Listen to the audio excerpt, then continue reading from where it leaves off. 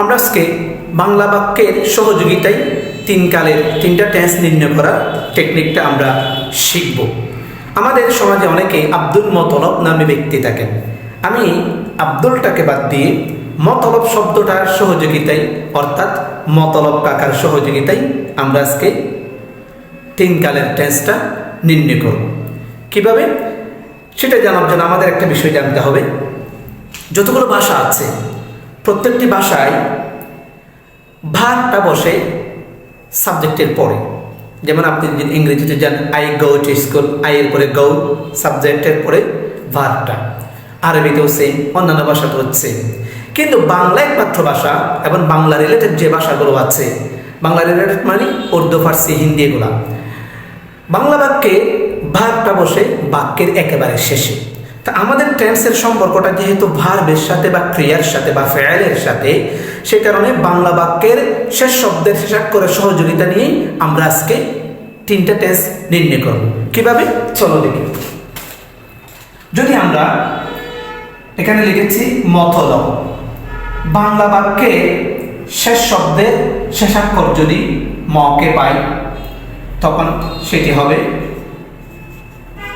Past. Bangla বাক্যের শেষ শব্দ শেষাক্ষরে যদি থকে পাই তখন হবে পাস্ট। বাংলা বাক্যের শেষ শব্দের শেষাক্ষরে যদি লকে পাই তখন হবে পাস্ট। আবার বাংলা বাক্যে শেষ শব্দের শেষাক্ষরে যদি আমরা বকে পাই তখন সেটা হবে ফিউচার।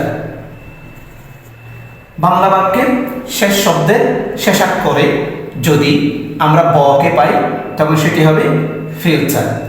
আবার বাংলা বাক্যের শেষ শব্দে শেষাক্ষরে যদি মতলবকে পাওয়া না যায়, তার মানে ম, ত, ল, ব এই চিহ্নের কোন একটা পাওয়া না যায় তখন সেটা হবে প্রেজেন্ট।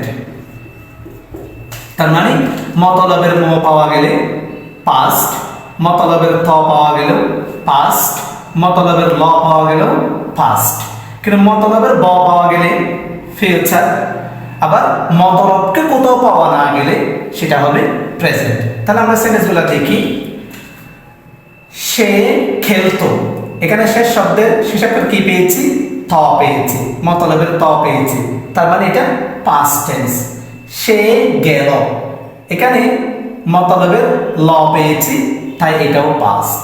আবার আমি গেলাম, এখানে মতলবের ম পেয়েছি, তাই এটাও পাস্ট। তার মানে মতলবের মতল পাওয়া গেলে পাস্ট। আবার আমি যাব, সে যাবে, তুমি যাবা, মতলবের বকে এখানে আমরা পেয়েছি, তাই এটা হচ্ছে ফিউচার।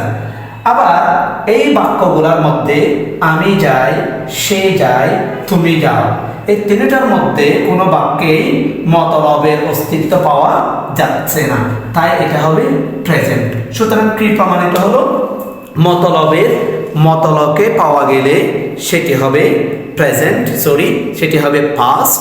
আর মতলবের বকে পাওয়া গেলে সেটি হবে ফিউচার।